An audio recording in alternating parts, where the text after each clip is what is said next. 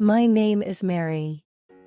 I'm 45 years old, and this is the story of the biggest mistake of my life. A story about pride, regret, unconditional love, and the 20 years I stole from my mother and myself. This is a story that still haunts me every single day, every single moment. A story I share with you now in hopes that maybe, just maybe, someone out there won't make the same devastating mistake I did. It all started when I was 25 years old. I was young, naive, and completely head over heels in love with a man I had only known for 3 months. His name was Raphael, and looking back now, I can't believe I was so blind. But isn't that what love does? It blinds us. It makes us see what we want to see instead of what's really there. I remember the day I brought him home to meet my mom, Amelia. It was a sunny Saturday in April, and I was so excited, so sure that she would love him as much as I did. I had spent hours getting ready that morning, picking out the perfect outfit, rehearsing what I would say. I wanted everything to be perfect. I walked through that familiar front door holding his hand, my heart racing with anticipation. The house smelled like it always did, like cinnamon and vanilla, like home. My mom was in the kitchen making her famous apple pie, the one she made for every special occasion. "Mom, this is Raphael. We're getting married."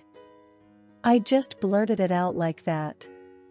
No build-up, no preparation. Just dropped the bomb right there in her kitchen. I'll never forget the look on her face. The wooden spoon she was holding clattered to the floor. Her face went pale, and for a moment, she just stared at us. It wasn't happiness. It wasn't excitement. It was fear. Pure, maternal fear that I was too young and too in love to recognize. My mom had raised me alone after my father passed away when I was 12. Cancer took him in less than 6 months, and I watched my mother transform from a vibrant, happy woman into someone who carried the weight of the world on her shoulders. She had sacrificed everything for me, worked 2 jobs to put me through college, never dated because she said I was all she needed. She was my rock, my hero, my best friend. Or at least, she used to be. "Honey, you barely know him," she said softly after what felt like an eternity of silence. She bent down to pick up the spoon, and I noticed her hands were shaking. "Please, just wait a little longer. If it's real love, it'll last. If it's not." But I didn't want to hear it. I was furious. How dare she rain on my parade? How dare she question my judgment? In that moment, all the love and respect I had for my mother disappeared, replaced by anger and resentment. "You don't want me to be happy," I shouted. I can still hear my own voice echoing in that living room, sharp and cruel. "You never approve of anything I do. You're always trying to control me. You're just jealous because I found someone and you're still alone." That last part was a low blow, and I knew it. I saw the pain flash across her face like I had physically struck her. Raphael squeezed my hand, and I thought he was supporting me. Now I realize he was probably thrilled that I was isolating myself from the one person who could see through him. The hurt in her eyes should have stopped me right there. But I was too angry, too stubborn, too convinced I was right and she was wrong. "Mary, please, just listen to me this once," she begged, tears streaming down her face. "I'm your mother. I'm just trying to protect you. I have a bad feeling about this guy. Something's not right. Please, sweetheart, just give it more time." But I heard control where there was love. I heard jealousy where there was concern. I heard criticism where there was care. I heard everything except what she was actually saying. You had your chance at happiness, Mom, and you lost it when Dad died. Don't try to ruin mine because you're bitter and alone." The moment those words left my mouth, I wanted to take them back. I saw something break in my mother's eyes, something that I didn't know then I would spend 20 years trying to fix. She didn't say anything else. She just stood there in her kitchen, tears falling onto her apron, looking at me like she didn't recognize me. And maybe she didn't. Because the daughter she raised would never have said something so cruel, so heartless. I stormed out that day. Raphael followed me, telling me I did the right thing, that my mom was trying to manipulate me, that we didn't need her negativity in our lives. I believed him. God help me, I believed every word. And I didn't come back. Raphael and I got married 2 weeks later at City Hall. It was a cold, gray morning, nothing like the wedding I had always dreamed of. No white dress, no flowers, no family. Just us and 2 random witnesses. We pulled off the street. I didn't invite my mom. My own mother wasn't at my wedding. Can you imagine that?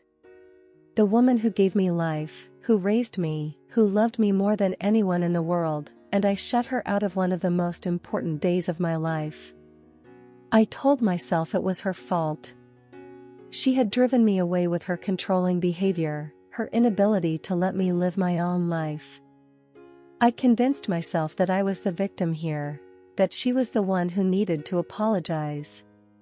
Looking back now, I see how twisted my thinking was. How Raphael had already started poisoning my mind against her. The first few months of marriage were okay. Raphael was charming, attentive, everything a new husband should be. We moved into a small apartment across town, and I started a new job at a marketing firm. Life seemed good. I was happy. Or at least, I thought I was. But slowly, like a fog rolling in, things started to change. It was subtle at first. Raphael didn't like when I talked to my coworkers after hours. He got upset when I mentioned wanting to join a gym.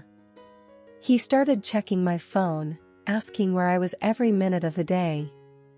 "I just love you so much," he'd say. "I can't stand the thought of losing you. Is that so wrong?" And I believed him. I thought it was romantic, that his jealousy meant he cared. I didn't see it for what it was, control. My mom tried to reach out during that first year. She called, texted, sent letters. She showed up at my apartment a few times, but I wouldn't let her in. I could see her through the peephole, standing in the hallway with tears in her eyes, holding casserole dishes and care packages. "Mary, please, baby, just talk to me," she'd say through the door. "I'm sorry if I hurt you. I'm sorry if I said the wrong thing. Please let me in. Let's fix this." But I never opened the door. I stood on the other side, silent, listening to her cry, my hand on the doorknob but never turning it. Raphael would pull me away, saying she was trying to manipulate me, that she just wanted to control my life again. After a few months, her visits became less frequent. The calls stopped. The letters slowed down.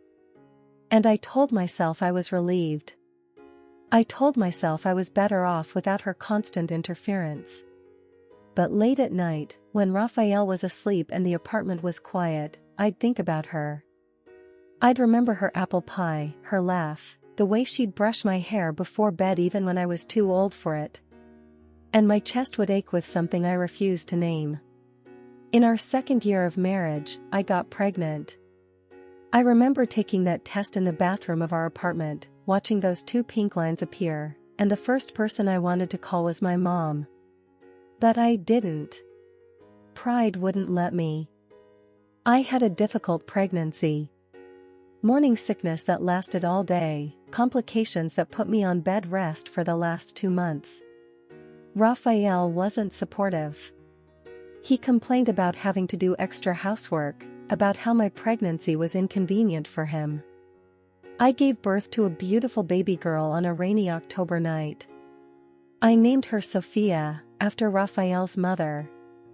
He had insisted on it, and I was too tired to argue. But in my heart, I had wanted to name her Amelia, after my mom. When they placed Sophia in my arms for the first time, I became a mother. And only then did I start to understand the depth of a mother's love. That fierce, protective, all-consuming love that makes you want to shield your child from every possible harm. The kind of love that makes you willing to say hard things, unpopular things, if it means keeping your child safe. The kind of love my mother had tried to show me, and I had thrown back in her face. The guilt started creeping in then, like water through cracks in a dam. My mom didn't even know she was a grandmother. I had robbed her of that joy, that blessing. She would never know the weight of Sophia in her arms, the smell of her baby skin, the sound of her first laugh. I thought about calling her so many times. I'd pick up the phone, dial the number I still knew by heart, and then hang up before it could ring. What would I say? How could I explain 2 years of silence? How could I admit that she had been right and I had been wrong? So I didn't call. I just pushed the guilt down deeper and focused on my daughter. But motherhood brought new challenges. Raphael's true colors were fully showing now. The emotional abuse had turned physical. It started with a push during an argument. Then a grab that left bruises on my arm. Then a slap that made my ears ring. I made excuses for him. He was stressed about money. He was tired from work. He didn't mean it. He always apologized afterward, bought me flowers, promised it would never happen again. But it always happened again. I became an expert at hiding bruises. Long sleeves in summer. Sunglasses indoors. Makeup to cover the marks. I isolated myself from the few friends I had left, too ashamed to let anyone see what my life had become. Sophia was 2 years old when things came to a head. It was a Tuesday night, and Raphael came home drunk. I don't even remember what started the argument. Maybe I had cooked the wrong thing for dinner, or maybe Sophia had been crying and disturbed his peace. The reason didn't matter anymore. They never really did. He pushed me into the wall so hard that I hit my head and saw stars. Sophia was in her playpen, screaming, reaching for me with her little hands. And something inside me finally broke. Not my spirit. My denial. I looked at my daughter, terrified and crying, and I realized I was showing her that this was normal. That this was love. That this was what she should accept from a man someday. And I thought of my mother, trying to protect me from exactly this. That night, after Raphael passed out on the couch, I packed a small bag with essentials for Sophia and me. My hands were shaking so badly I could barely zip it closed. I grabbed my daughter, grabbed my keys, and I drove to the only place I knew I'd be safe. My mother's house. It was 11 p.m. when I pulled into her driveway. The house looked exactly the same as it had 3 years ago. The porch light was on, like she was expecting someone. Maybe she had left it on for me all these years, hoping I'd come home. I sat in the car for 10 minutes, trying to work up the courage to knock. What if she slammed the door in my face? What if she told me I deserved everything that happened to me? What if she had finally given up on me? Sophia was asleep in her car seat, her little face peaceful and innocent. I looked at her and knew I had to do this. For her, if not for myself. I carried Sophia up to the front door and knocked. It felt like an eternity before I heard footsteps. The door opened, and there she was. My mother. 3 years older, with more gray in her hair, more lines on her face. But the same loving eyes, the same gentle presence. She was wearing her old blue robe, the one I used to steal when I was a teenager because it was so soft. Mom. I barely got the word out before I broke down. She didn't say anything. She didn't ask questions. She didn't say, "I told you so." She just pulled me into her arms, careful not to crush Sophia between us, and held me while I sobbed like a child. "You're safe now," she whispered, stroking my hair just like she did when I was little. "You and your baby are safe here. Everything's going to be okay." We stood like that for a long time, me crying into her shoulder, her holding me like I might disappear if she let go. Finally, she gently guided me inside and closed the door behind us. The house smelled the same. Like cinnamon and vanilla. Like home. Like safety. She took Sophia from my arms and laid her on the couch, covering her with a blanket. Then she turned to me and really looked at me. I saw her eyes take in the bruise on my cheek that I hadn't covered well enough, the way I was holding my ribs, the exhaustion written all over my face. "Oh, baby," she breathed, tears filling her eyes. "What has he done to you?" And that was it. I told her everything. 3 years of isolation, manipulation, and abuse poured out of me in a torrent of words and tears. She listened to every word, holding my hands, occasionally reaching up to wipe away my tears or her own. "You were right," I finally said. "You were right about everything. About Raphael, about waiting, about all of it. I should have listened to you. I'm so sorry, Mom. I'm so sorry." She pulled me into another hug. "Shoo, that doesn't matter now. What matters is that you're here. You're safe. And I'm going to take care of you." That week at my mom's house was like a dream. She set up my old room for Sophia and me, even buying a crib and toys for my daughter. She cooked all my favorite meals, made sure I ate even when I had no appetite. She watched Sophia while I slept, something I hadn't done properly in months. She never once said, "I told you so." Never made me feel stupid or ashamed. She just loved me, completely and unconditionally, the way only a mother can. But I was still wounded, still raw. And wounded animals sometimes lash out at the people trying to help them. It was the 6th night I was there. Sophia was finally asleep after a rough evening, and Mom and I were sitting in the kitchen drinking tea. The house was quiet, peaceful. I felt safe for the first time in years. And then my mom said something that, I know now, came from a place of pain and exhaustion, not malice. "I knew this would happen, Mary. I warned you about him." She said it quietly, almost to herself, like she was just processing her own feelings out loud. It wasn't said with anger or superiority. It was said with the exhaustion of a mother who had watched her daughter suffer from afar and couldn't do anything about it. But I didn't hear it that way. In my fragile, damaged state, I heard judgment. I heard, "I told you so." I heard confirmation of my biggest fear, that I was stupid, that I had failed, that everyone had seen it except me. That I had wasted 3 years of my life and endangered my daughter because I was too proud to listen to my mother. The truth hurt. And when the truth hurts, sometimes we lash out. "I know, Mom," I said coldly, setting down my teacup harder than necessary. "You don't need to remind me of my mistake. I live with it every single day. I see it every time I look in the mirror and see these bruises.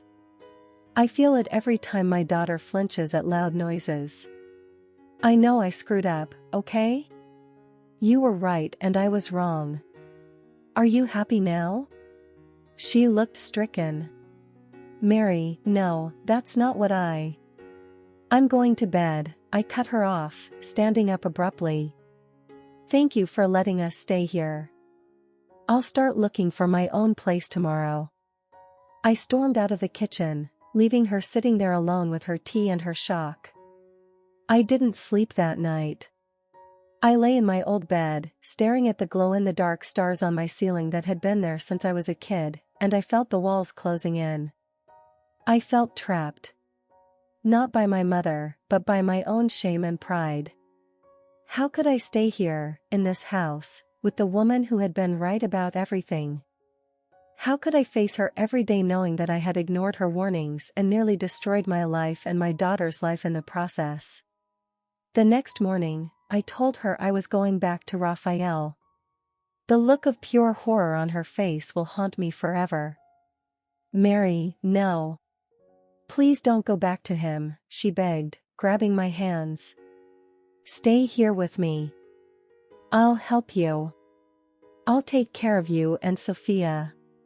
We'll figure it out together. Please, baby, don't go back to him. I have to try to make it work, I said, pulling my hands away. For Sophia's sake. She needs her father. It was a lie, and we both knew it. Sophia didn't need a father who was violent and drunk. But I couldn't admit the real reason I was leaving. I couldn't stay with my mother knowing she had been right and I had been wrong. I couldn't live with that daily reminder of my failure. My pride wouldn't let me. If you're worried about money, I'll help you, Mom continued, desperation in her voice. If you need a place to stay, you can stay here as long as you need. If you're scared of him, we'll get a restraining order. Please, Mary, there are solutions. Don't go back to him. I've made up my mind, I said, avoiding her eyes as I packed up Sophia's things. My mom did something then that I'll never forget. She got down on her knees in front of me. My proud, dignified mother, on her knees, begging. Please don't take my granddaughter back to that man, she sobbed. Please. I'm begging you. If you won't stay for yourself, stay for her. She's innocent in all this. Please don't put her in danger. But I was already out the door, Sophia in my arms, refusing to look back at my mother kneeling on the floor, crying. I went back to Raphael. He had been calling and texting nonstop, leaving voicemails that alternated between apologies and threats. When I got home, he was sweet at first. He cried, he apologized, he promised to change. He promised to go to therapy, to stop drinking, to be a better husband and father. I wanted to believe him. I needed to believe him. Because if I didn't, then I had left my mother's house for nothing. He was good for about 2 weeks. Then the cycle started again. But this time, I had burned my bridge back to safety. I had rejected my mother's help, thrown it back in her face. How could I go crawling back to her again? She'd think I was using her, that I only came around when I needed something. So I stayed. And I shut her out. Completely this time. She tried everything to reach me. She called my phone until I blocked her number. She sent letters to my apartment until I returned them unopened. She showed up at my door until I threatened to call the police. She even found out where I worked and tried to talk to me in the parking lot. I screamed at her in front of my coworkers, told her to leave me alone, that I didn't want her in my life. The hurt on her face was devastating. But I convinced myself I was doing the right thing. That I needed to stand on my own 2 feet. That she was being controlling by not respecting my boundaries. Really, I was just too ashamed to face her. Too proud to admit I had made the wrong choice again. Years passed. Year 4. Year 5. The silence between us grew heavier, more impossible to break. It became easier to keep her shut out than to try to build that bridge again. Raphael finally left me when Sophia was 7 years old. He didn't leave because he had a moment of clarity or because he wanted to be a better person. He left for a 22-year-old woman he met at a bar.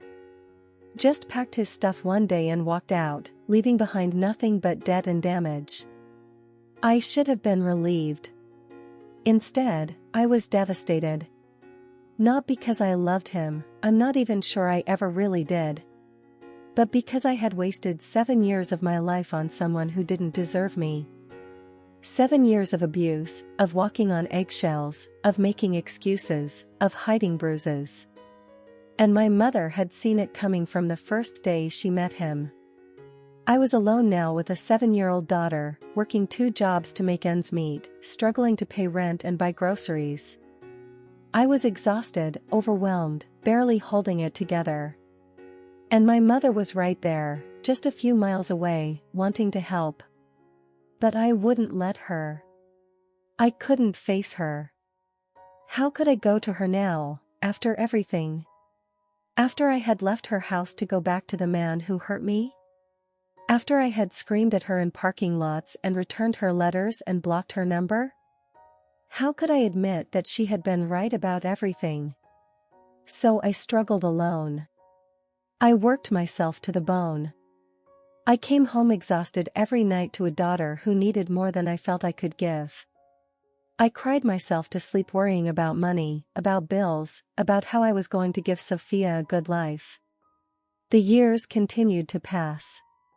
Year 8. Year 9. Year 10. I told myself I'd call her tomorrow. Next week. Next month. Next year. But tomorrow never came. There was always a reason to wait. I was too busy. Too tired. Too ashamed. The gap had grown too wide. Too much time had passed. How do you apologize for 10 years of silence? How do you explain that you let your pride destroy the most important relationship in your life? So I kept pushing it off, convinced that there would always be time. That I'd do it eventually. That she'd understand. I thought about her every single day. I wondered what she was doing, if she was okay, if she still thought about me and Sophia. I drove past her house sometimes, just to see if her car was there, if the lights were on. Once, I saw her in her front yard, planting flowers. She looked older, more frail. It broke my heart. But I still didn't stop. I just drove by, tears streaming down my face. Meanwhile, Sophia was growing up without knowing her grandmother. She asked about her sometimes, especially when she saw other kids with their grandmas. "Mommy, why don't I have a grandma?" she'd ask. And I'd lie. I'd say her grandma lived far away, or that she was sick, or that she was busy. Anything but the truth, that I had a mother who loved us and wanted to be part of our lives, and I was keeping them apart because I was too proud to apologize. I found out through a cousin that my mom asked about us constantly. That she had a whole album of photos of Sophia that she'd found on social media. That she still set 2 extra places at her table every Thanksgiving and Christmas, hoping we'd show up. The guilt was eating me alive. But the shame was stronger. It always is, isn't it? By year 15, I had rebuilt my life. I had a decent job in marketing, Sophia was thriving in school, we had a nice apartment. Life was good, objectively speaking. But there was always something missing. A hole in my heart that nothing could fill. A constant ache that I had learned to live with but never went away. I still thought about calling her every single day. I rehearsed what I'd say in my head. "Mom, I'm sorry. I was wrong about everything. Please forgive me." Simple words that I could never seem to actually speak out loud. Year 16. 17. 18. Sophia was in high school now. She had friends, hobbies, dreams. She was becoming a beautiful young woman. And she had done it all without knowing her grandmother. I had robbed them both of that relationship. 15 years of memories they could have made together. Birthdays, holidays, school events, Sunday dinners, baking cookies, learning family recipes, hearing family stories. All gone because of my pride. One night, Sophia came home from school upset. One of her friends was having a rough time, and Sophia didn't know how to help her. "I wish I could ask Grandma," she said absently while we were making dinner. "Moms are good at advice, so grandmas must be even better, right?" My heart shattered into a million pieces. "Yeah," I whispered. "They are." That night, I almost called. I pulled out my phone, found her number, my finger hovering over the call button. I sat there for an hour, just staring at her name on my screen. But I didn't call. The shame was too strong.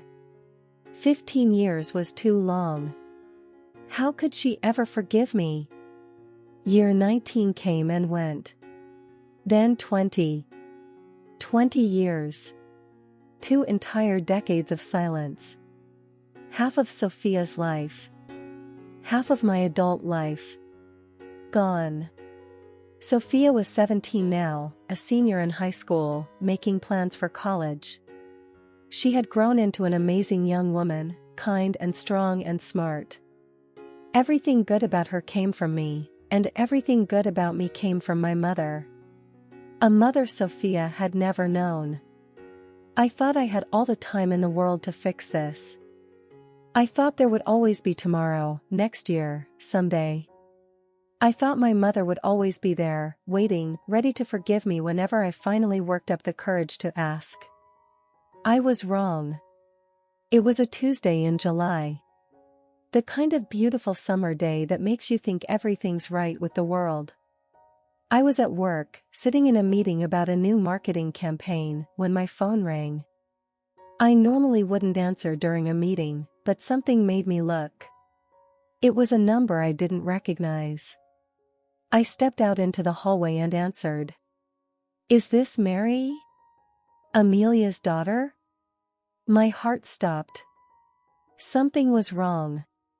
I could hear it in the woman's voice. "Yes, this is Mary. My name is Mrs. Margarita. I'm from your mother's church. I got your number from her address book. I'm so sorry to have to tell you this, honey, but your mother is in the hospital. She's very sick. She's been asking for you." The hallway tilted. My legs felt weak.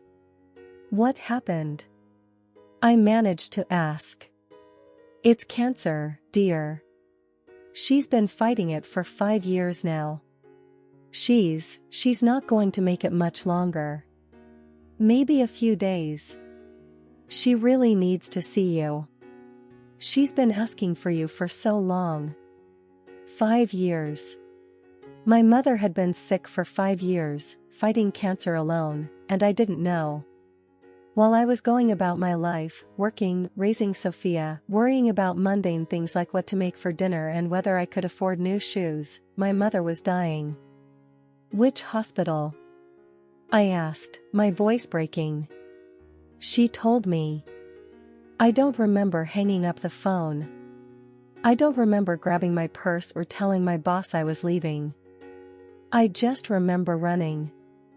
I picked up Sophia from school, interrupting her class. The look on my face must have terrified her because she didn't ask questions, just grabbed her backpack and followed me to the car. "Mom, what's wrong?" she asked as I drove way too fast toward the hospital. "Your grandmother," I said, tears streaming down my face, my hands shaking on the steering wheel. "She's sick. She's dying. And oh God, Sophia, I haven't talked to her in 20 years. "What?" Sophia's voice was small, confused. "But you said she lived far away." "You said." I lied, I sobbed. I lied about everything. She lives 15 minutes from us. She's been here the whole time. And I kept her from you. I kept you from her. Because I was too proud, too ashamed to apologize for mistakes I made 20 years ago.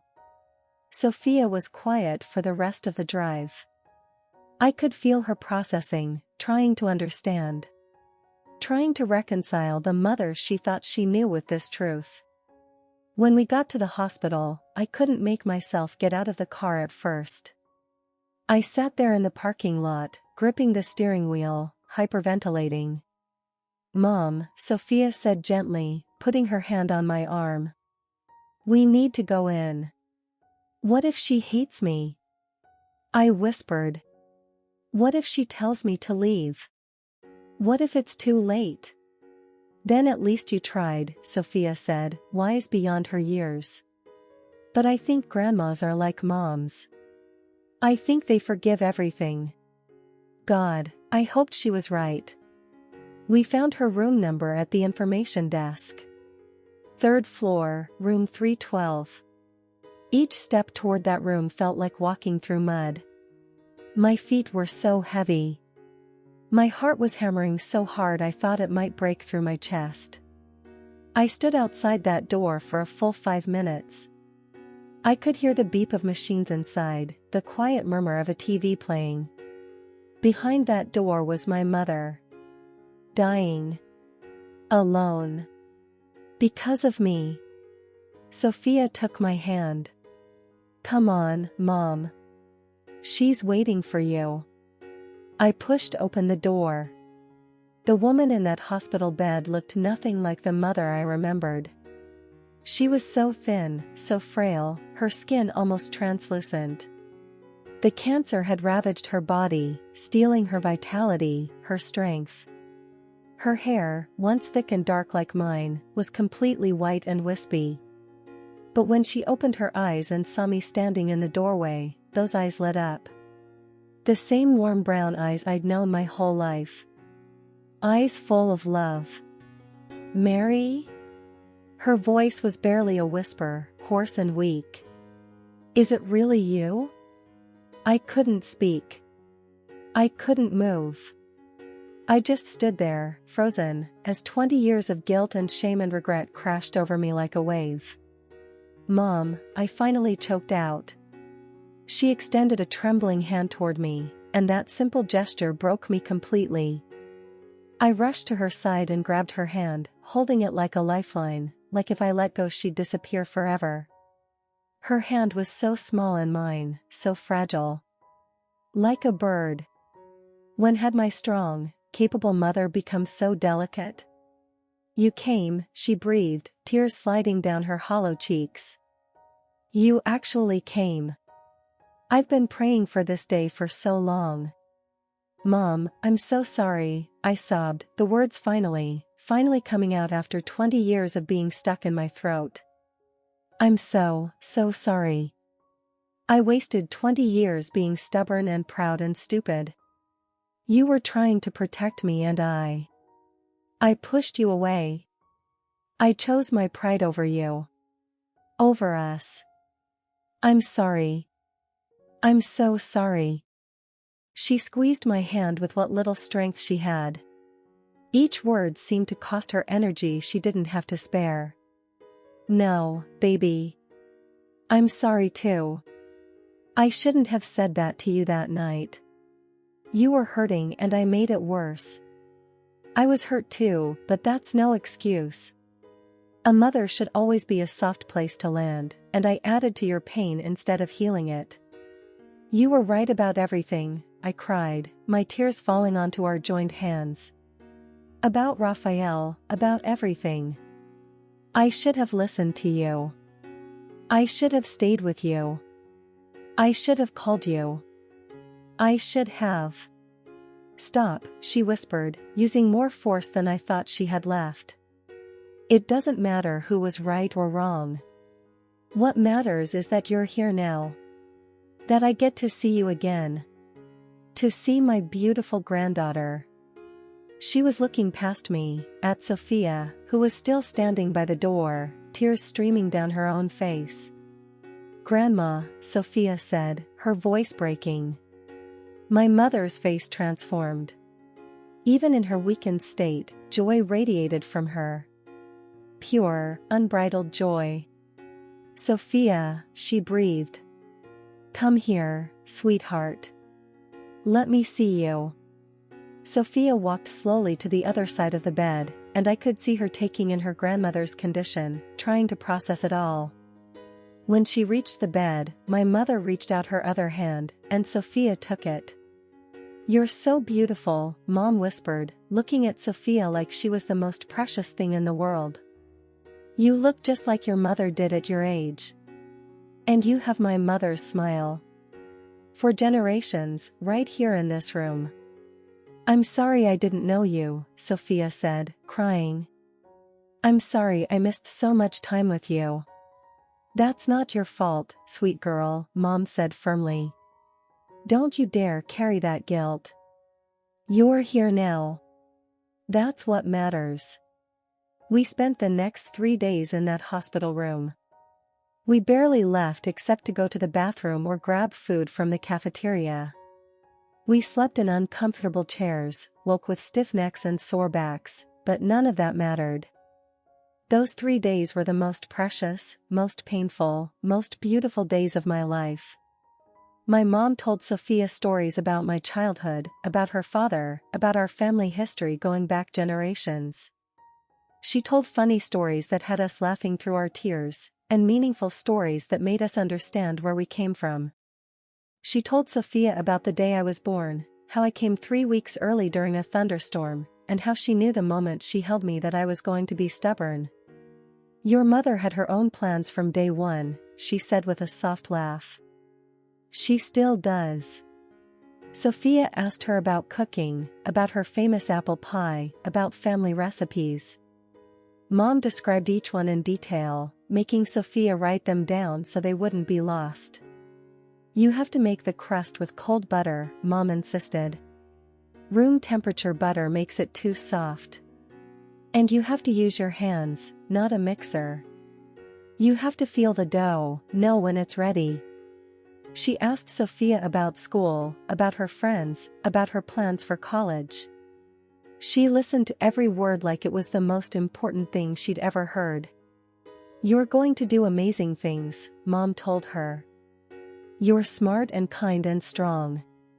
Just like your mother, even if she doesn't see it in herself sometimes. On the second day, when Sophia had fallen asleep in her chair, my mom and I talked. Really talked, in a way we never had before. I read about you sometimes, she admitted quietly. I Googled you.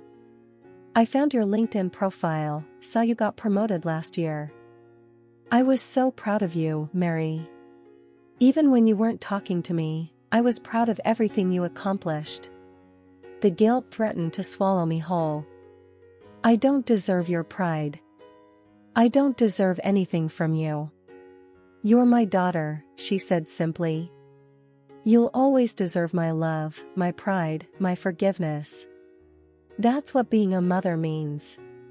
It's not conditional. It doesn't run out. It doesn't expire. How can you forgive me so easily? I asked, my voice breaking. I stole 20 years from you. I kept your granddaughter from you. I said horrible things to you. How can you just forgive all of that? She was quiet for a long moment, her eyes distant, remembering. When you were 8 years old, she finally said, you were playing in the backyard and you fell out of the treehouse your father had built. Do you remember that? I nodded. I had broken my arm in 2 places. You cried the whole way to the hospital, but not because of the pain.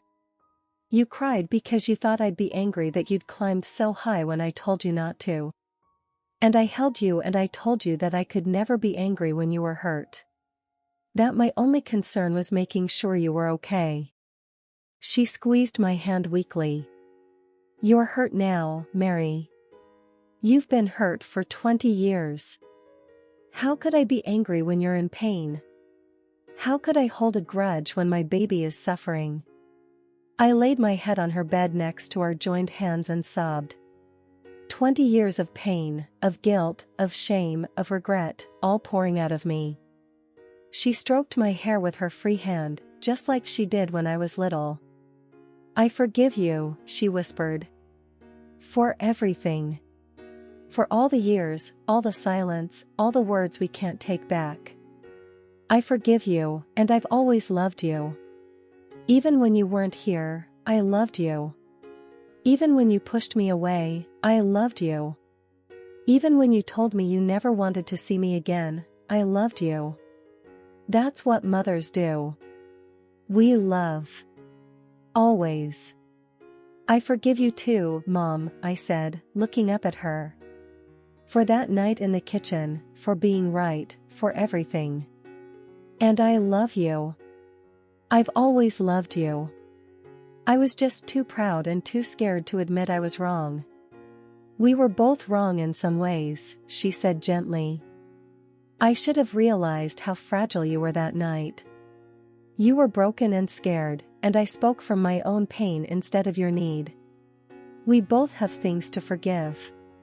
So let's forgive each other and spend whatever time we have left just loving each other. Deal? Deal, I whispered. On the second day, she asked me to bring her something from her house. She gave me her keys and an address to a lockbox where she kept important documents.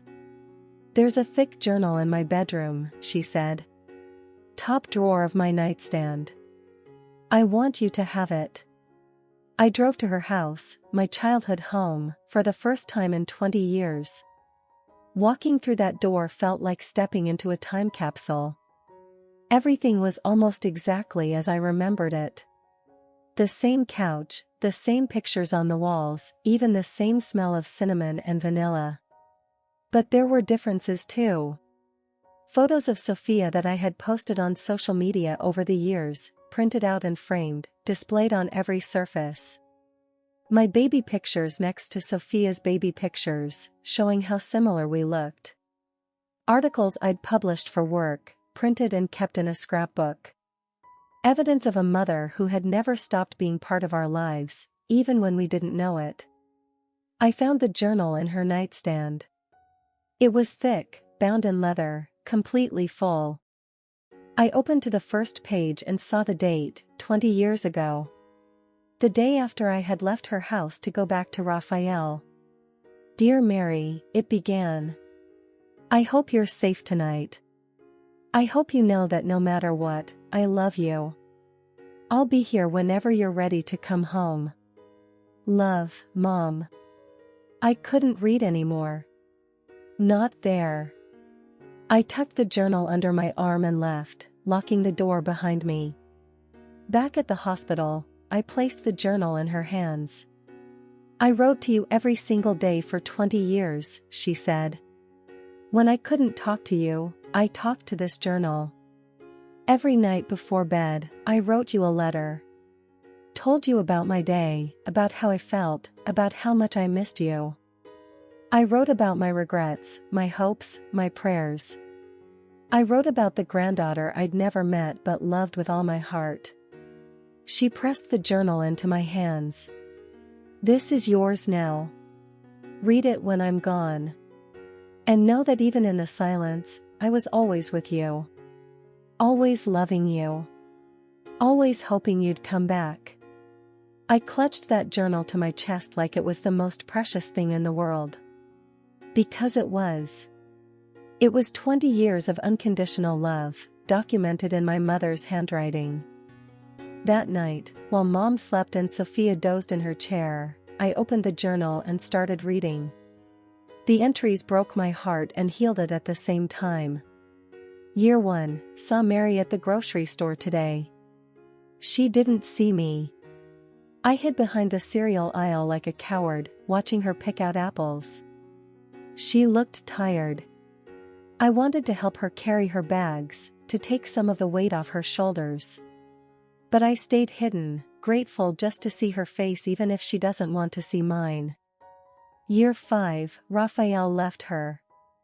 I found out from Margaret at church. My baby is alone and struggling, and I can't help her because she won't let me. This is the hardest thing I've ever endured. Harder than losing my husband. At least when he died, I could grieve openly. How do you grieve someone who's still alive but unreachable?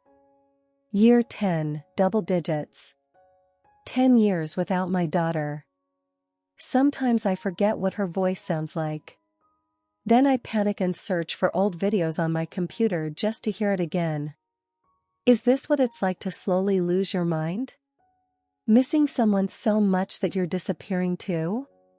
Year 15, diagnosed with cancer today. Stage 3. I'm not going to tell Mary. I don't want her to come back out of pity or obligation. If she ever comes back, I want it to be because she wants to, not because I'm dying. Is that pride? Maybe I'm more like my daughter than I thought. Year 18, chemotherapy is brutal. I lost my hair today. Cried about it, which is silly. It's just hair. But Mary used to love brushing my hair when she was little. She'd sit behind me for hours, making elaborate braids and styles. I'll never feel her hands in my hair again. Some losses are bigger than others. Year 20, just 2 weeks ago, I'm tired. So tired. The doctors say I don't have much time left. I'm ready to go, ready to be with my husband again. But I'm not ready to die without seeing my daughter one more time. Without telling her that I love her, that I forgive her, that I never gave up on her. Please, God. Let me see her one more time. That's all I ask. I read through the night, tears streaming down my face, Sophia sleeping peacefully beside me, my mother's breathing steady but labored in the bed. 20 years of entries. 7,300 days of unwavering love. Not a single entry filled with anger or resentment. Just love, longing, and hope.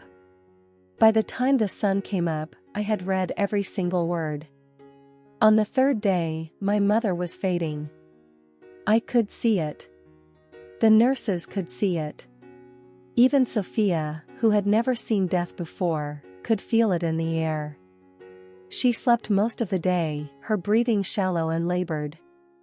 When she was awake, she was in pain, but she refused more morphine because she said it made her too foggy, and she wanted to be present for every moment with us. I've waited 20 years for this, she said. I'm not sleeping through it. That evening, Sophia went to get dinner for us. It was the first time Mom and I had been alone since I'd arrived. Mary, she said, her voice barely audible. I had to lean close to hear her. I'm here, Mom. Promise me something. Anything. I promise anything. Don't lose 20 years with your daughter over pride, she said, each word clearly costing her. Life is too short. Love is too precious. When she makes mistakes, and she will, don't say I told you so. Say I'm here. Be the soft place to land. Always. I promise, Mom, I said, holding her hand against my cheek. I swear I promise. And forgive yourself, she added, looking directly into my eyes. You're going to carry guilt about this. About the time we lost. But I don't want that for you. I forgive you completely. Can you forgive yourself? Could I? I didn't know. But I nodded anyway because I knew it would give her peace. Good girl, she whispered, smiling slightly. You've always been my good girl, even when you thought you weren't. Sophia came back with food neither of us would eat. We sat on either side of Mom's bed, each holding one of her hands, and we talked. About nothing and everything. About memories and hopes and dreams. Around midnight, Mom's breathing changed. It became irregular, with long pauses between breaths. The nurse came in and gave us a gentle, knowing look. It won't be long now, she said kindly.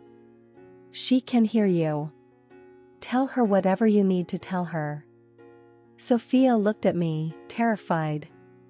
She had never seen anyone die. I pulled her close.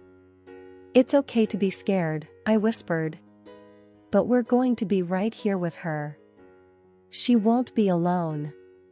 We sat on the bed on either side of her, careful not to jostle her, holding her hands. I love you, Grandma, Sophia said, crying. Thank you for the stories and the recipes and for loving me even when you didn't know me. I'll make your apple pie. I promise. And I'll tell my children about you someday. You'll never be forgotten. Mom smiled, her eyes closed, a single tear sliding down her cheek. Then it was my turn. Mom, I said, my voice breaking. Thank you for never giving up on me. Thank you for waiting 20 years. Thank you for loving me even when I didn't deserve it. Thank you for being the best mother anyone could ask for. I'm so sorry I didn't appreciate it sooner. I'm so sorry for all the time we lost. But I'm so grateful for these 3 days. I'm so grateful I got to say goodbye. I'm so grateful you're my mom. I leaned down and kissed her forehead, just like she used to do to me when tucking me into bed as a child. I love you, Mom. So much. More than I ever told you. More than I ever showed you. I love you. It's okay to go now. Dad's waiting for you. You can rest now. We'll be okay. I promise we'll be okay. She took a deep breath, let it out slowly. Then another breath, even slower. Another pause, longer this time. And then, peace. Her face relaxed completely. The pain that had been etched there for days faded away. She looked young again, peaceful, like she was just sleeping.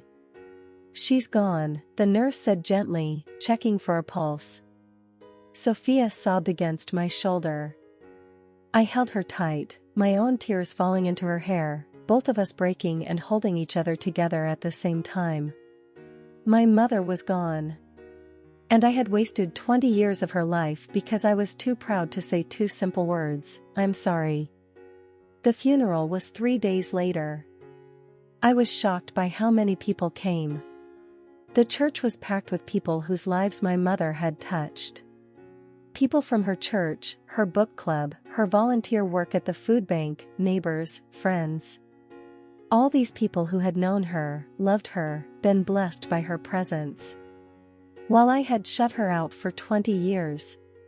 Person after person came up to me and Sophia, offering condolences and sharing stories. Your mother helped me when my husband died, one woman said. Brought me meals every day for 3 months. She taught my daughter to read, said another.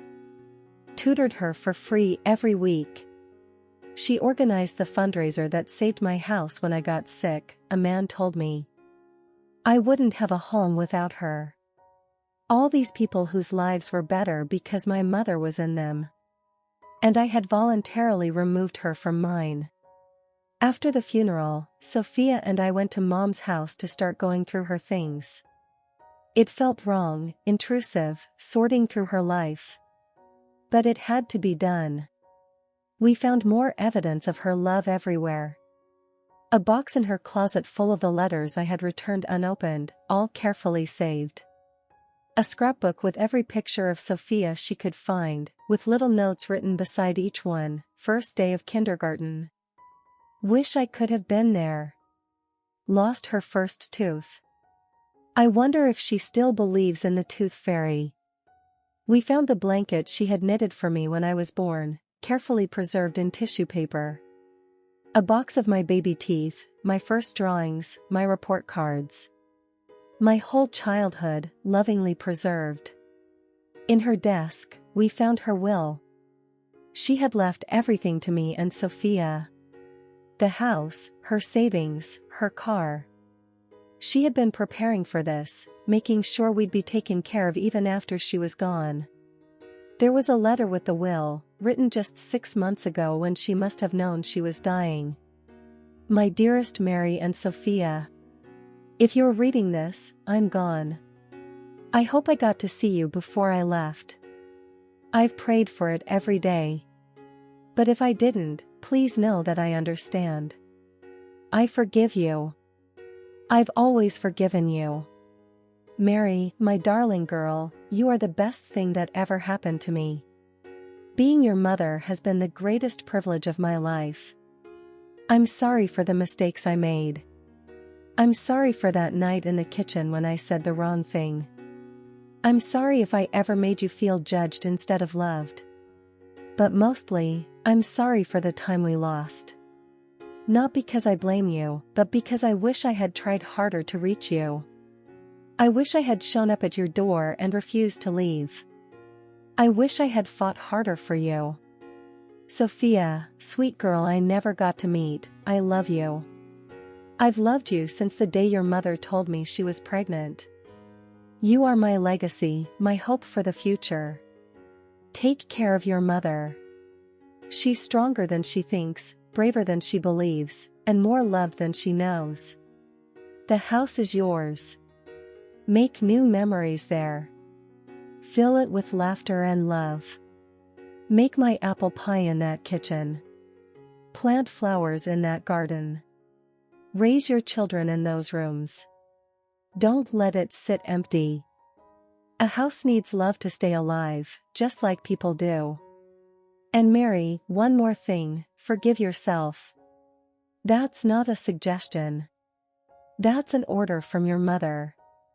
You can't carry this guilt around for the rest of your life. It will destroy you. I forgive you completely. Now you need to forgive yourself. Live fully. Love deeply. Don't waste another moment on regret. That's what I want for you. That's my final wish. I'll be with your father, watching over you both, proud of you always.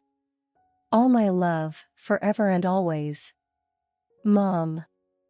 I read that letter out loud to Sophia, both of us crying, sitting on the floor of my mother's bedroom, surrounded by the evidence of a life well lived and a love that never died. That was 6 months ago. I still read the journal sometimes. When I'm having a hard day, when I miss her, when I need to remember that I was loved even when I felt unlovable. Sophia and I moved into Mom's house. I couldn't sell it. It would have felt like erasing her. Instead, we filled it with our own lives while honoring her memory. We learned to make her apple pie. It took 7 tries before we got it right, but now Sophia makes it every Sunday. The house smells like cinnamon and vanilla again. We planted new flowers in the garden, right next to the ones Mom had planted. We sit out there sometimes in the evening, Sophia doing homework while I read, and I swear I can feel Mom there with us, happy that her house is full of life again. I framed some of her journal entries and hung them around the house. Little reminders of unconditional love, of patience, of hope. Sophia reads them when she's struggling, says they help her remember that love is stronger than mistakes. I started therapy. I'm working on forgiving myself, though it's harder than forgiving anyone else. My therapist says grief and guilt often go together, and that healing isn't linear. Some days are better than others. Sophia and I talk now. Really talk. About everything. About her fears, her dreams, her mistakes, her triumphs.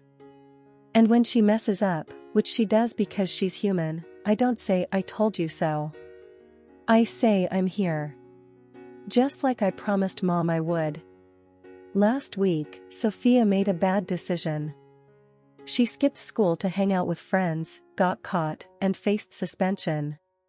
When the principal called me, my first instinct was to lecture her, to remind her that I had warned her about those friends. But then I heard my mother's voice in my head, be the soft place to land. So when Sophia came home, terrified of my reaction, I hugged her. I told her I was disappointed in her choice, but that I loved her and we'd figure out the consequences together.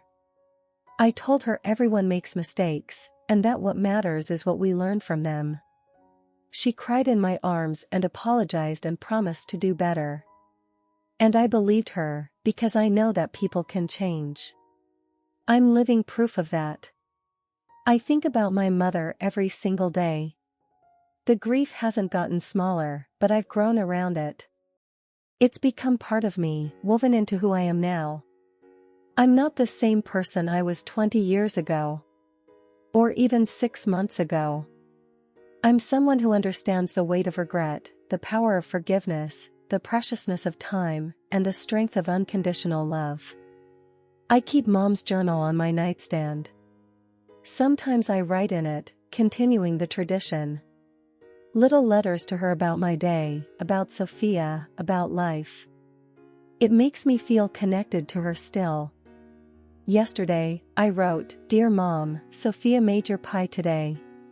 She got the crust perfect on the first try. I think you'd be proud. I'm trying to be the mother you were, the grandmother you would have been. I'm trying to love the way you loved, completely, unconditionally, forever. I miss you. I love you. And I'm finally starting to forgive myself, just like you asked. Thank you for waiting for me. Thank you for never giving up. Thank you for teaching me what real love looks like. Love, Mary." This is my story. A story of regret, of wasted time, of pride that cost me everything. A story of a mother's love that never wavered, even when her daughter turned her back for 2 decades. But it's also a story of redemption, of forgiveness, of second chances, even when they come too late. I can't get those 20 years back. I can't undo the pain I caused my mother, the relationship I stole from her and Sophia, the memories we never made. But I can honor her memory by being better. By loving harder. By forgiving freely. By being the mother she taught me to be. If you're holding on to anger at your mother right now, let it go. If your pride is keeping you from reaching out, swallow it. If you think you have time, you don't. Trust me on that one. I thought I had forever. I thought there would always be tomorrow. I thought my mother would always be there, waiting, ready to forgive me whenever I finally worked up the courage to ask. I was wrong. I got 3 days. 3 precious, painful, beautiful days. Some people don't even get that. Don't be like me. Don't wait 20 years to forgive. Don't wait 20 years to say I love you. Don't wait 20 years to admit you were wrong. Because you might not get those 3 days I got. You might not get that final goodbye. You might not get the chance to hold her hand one last time and tell her that despite everything, despite all the mistakes and the silence and the pain, you always loved her. My mother's name was Amelia. She was the strongest, most loving, most patient woman I ever knew. And I made her wait 20 years to hear that I forgave her for being right. That's something I'll have to live with for the rest of my life. But maybe, just maybe, by sharing this story, I can stop someone else from making the same mistake. Maybe someone reading this will pick up their phone right now and call their mother. Maybe someone will finally say the words I'm sorry that they've been holding back for years. If that happens, if even one person reconciles with their mother because of my story, then maybe all of this pain had a purpose. Maybe my mother's love, her patience, her unwavering faith in me, can ripple out and heal other broken relationships. That's what she would want. She was always more concerned with helping others than with her own pain. So here's what I want you to do, right now, today. If your mother is still alive, call her. Text her. Visit her. Tell her you love her. If there's hurt between you, start the conversation to heal it. It doesn't matter who was right or wrong. It doesn't matter who hurt who first. What matters is that you have time right now, in this moment, to fix it. Don't waste that time. If your mother has already passed and you never got to say what you needed to say, forgive yourself. She knows. Mothers always know. And I truly believe they forgive us, even from beyond. And if you are a mother, love your children unconditionally. Be the soft place to land. Don't keep score. Don't say, "I told you so." When they fall, help them up. When they fail, remind them they're loved. When they push you away, wait patiently for them to come back. Because they will come back. Love always finds a way home. That's what my mother taught me. And even though it took me 20 years to learn the lesson, I learned it completely. Love is patient. Love is unconditional. Love is forever. Love waits. But we shouldn't make love wait as long as I did. Call your mother. Forgive your mother. Hug your mother. Do it today. Not tomorrow. Not next week. Today. Because life is fragile, time is precious, and a mother's love is irreplaceable. I learned that lesson 20 years too late. Don't let that be your story too. Forgiveness doesn't change the past, but it surely changes the future. Don't wait until it's too late to say the words that matter most. Now I want to hear from you. Have you ever waited too long to forgive someone you love? Or maybe someone is waiting for your forgiveness right now. Drop your story in the comments below. Sometimes sharing our pain helps us heal, and your story might be exactly what someone else needs to hear today. And if this story touched your heart, please hit that subscribe button and turn on the notification bell so you never miss our emotional stories. We share real-life stories about love, forgiveness, family, and second chances every week. Your story matters. Your voice matters. And you're not alone. See you in the next story.